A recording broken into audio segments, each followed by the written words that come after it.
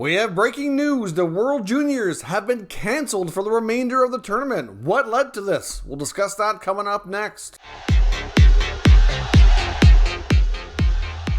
So welcome back to another video here at Top Shelf Hockey. As I mentioned, we have some breaking news from the World Junior Championship Tournament. It is being canceled for the remainder of the tournament as of today. We've only had a few teams have positive tests, but what is driving this really rash decision here by the IIHF? Well, first of all, yesterday we reported that the USA team had a couple of positive tests, so they had to forfeit their game, which was one of the rules that was implemented here. If you had positive tests, you could be released from quarantine after 2 negative tests over a 24-hour period. But of course, once that happens, the whole team has to go in isolation, and you had to forfeit. Because of that, the World Junior Championships this year was not going to have any form of relegation, so the team that finishes last were not going to be relegated to the lower level division.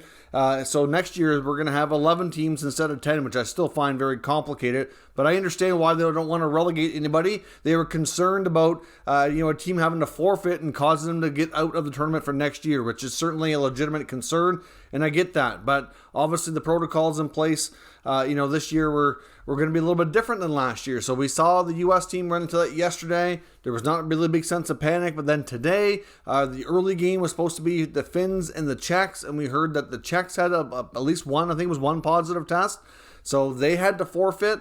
Then the next game, which was the Russians and the Slovaks, there was positive tests there as well, which I believe was on the Russian side, and now that had to be forfeited. And then we heard word from Bob McKenzie and others reporting on this tournament that there was going to be a meeting from the IIHF tournament organizers, including the medical team, and making a decision on how to proceed. And they've determined to cancel the rest of the tournament. And to me, this is shocking news. I mean, considering what we see in the NHL, we've seen teams that have 6 to 8, 9 regular players out in COVID protocol, and they're still playing, but yet the World Junior is completely different here. One positive test, the whole team goes into quarantine and has to forfeit games. I mean, to me, that was a disaster waiting to happen in the first place. The other big issue here that we're hearing about, and we're waiting to confirm these reports, so I can't state this to be absolute fact, at least part of it, but the way the protocols were set up here, for one, we know that the part that is indeed true is that these teams, the players did not have individual hotel rooms. They were all had a roommate. So for me, that's a big red flag right there. How can you properly isolate? You get one positive test, you're bound to get 2 because they're around each other in close quarters like that, right? So why every player did not have their own room, I don't know. Why were they not in a form of a bubble within their team off the ice? I also don't understand that, given what's going on right now. Secondly, we're hearing reports for the teams in Group B, which is like your US, Sweden, Russia, Slovaks, the teams that have had the bulk of the positive tests.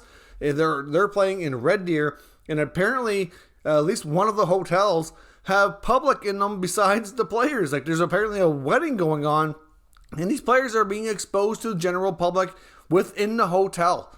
Like, that we're waiting for confirmation on, but we've heard it from enough sources that I would think it likely is true. But like I said, we can't say with 100% certainty that it is. But still, why are the hotels not booked like just for the players only? You would think they'd make arrangements that they would block off the entire hotel just for the tournament and not have the general public mixing in there, especially for a larger scale event like a wedding. To me, like, the IIHF here set themselves up to fail. It's an embarrassment. These kids, I'm gutted for them. Many of these guys are never going to get another chance to play, but obviously there's a large group of them that make these teams or their last year of eligibility. So regardless, they're not going to be back again. You have some like Connor Bedard that's only 16. He'll have his opportunities, but still a lot of these players won't. They work their whole junior careers and leading up to that, even big, so much work and preparation goes into this to get a chance to play 1 or 2 games and then be sent home. It's a major financial disaster for one, because a lot of money's been spent for a tournament that can't be completed. And then secondly, like the players are losing out here. Like the IIHF, of course, on December the 23rd, I think it was, it announced that several tournaments in January were being either postponed, rescheduled, except for the U18 women's, which was being canceled. They look bad for that. I understand their explanation that the new president has tried to put out for it, but a lot of what he's saying it kind of doesn't jive with what the Swedish Federation, who was supposed to host, is saying. So to me, the IIHF is looking bad here this week on multiple occasions. It's an absolute joke, an absolute embarrassment. And to me, I just feel terrible for everybody involved here. Of course, I don't want to give anybody the wrong idea. I am all for health and safety. I don't want to see anybody getting sick, especially severely. But, we're at a point here that, people need to live, and you know enough about these protocols and about learning to play with this virus that we've had success. Like, look at last year's tournament. It was an absolute perfect success. They knew what they were doing. Why didn't the only difference, they could have followed the same rules except have fans in attendance. The fans in attendance come nowhere near the players.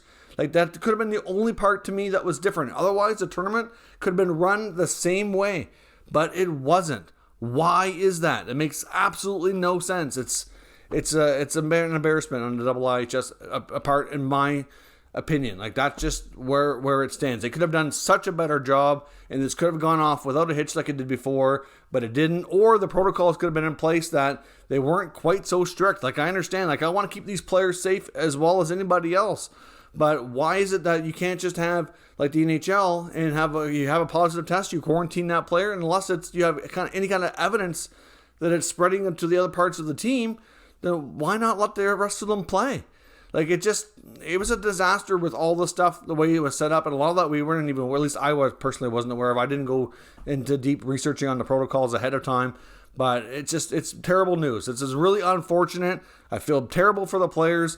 And that's all there is to it. So no more World Juniors. The NHL is starting back up, but our 2022 World Junior Championships comes to a screeching halt. So we've seen some great performances so far. For some of these guys, it's going to have a major impact on their ability for the 2022 draft. It's just sad news. So let me know your thoughts on this news from the IIHF. What could they have done differently? Do you see where maybe things could have been done differently and been successful? Let me know your thoughts down in the comments, and we'll discuss further. If you're new to this channel, make sure you subscribe and stick around. We'll keep you up to date with all the latest news, rumors, and analysis on all 32 NHL teams, as well as the World Juniors. Thank you for watching, and I'll catch you next time.